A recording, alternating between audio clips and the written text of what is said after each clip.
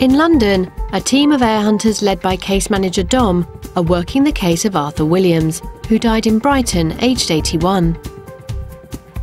As they think the case could be worth as much as £200,000, they're keen to try and stay ahead of the competition.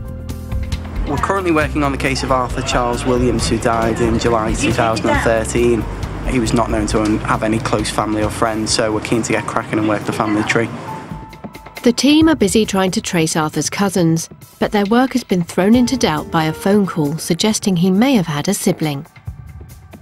Auntie Flo, and this is where it goes slightly wobbly, is thought to have 2 children. If Arthur did have a sibling, he or she would be the sole heir to his estate, so the team must quickly establish if it's true. But at the same time, they must continue the search for cousins. I think the 2 to concentrate are Beatrice and Ernest. In addition, there's work to be done on the paternal side, as the surname Williams is so common, meaning the family tree could be enormous. If it's a common name, they have to put that in probate and prioritize, see if he's right. To make matters worse, it's not yet known if Arthur owned his own property, so working on this case is a gamble. It's not that easy when you have these really rubbish names.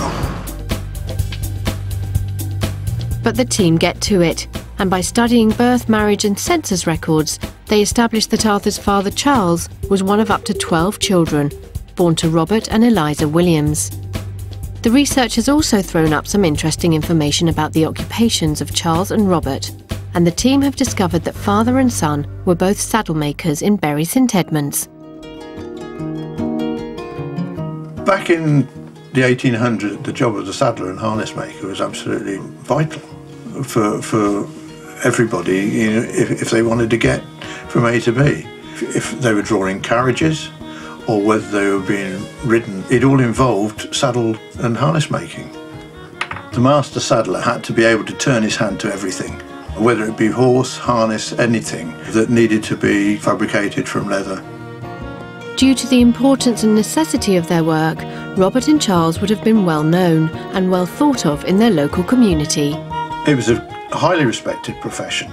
Because everybody was reliant on the horse, there was no mechanical transport. You didn't really want to upset your local saddler. They were highly respected. But being held in such high regard would not have come easily.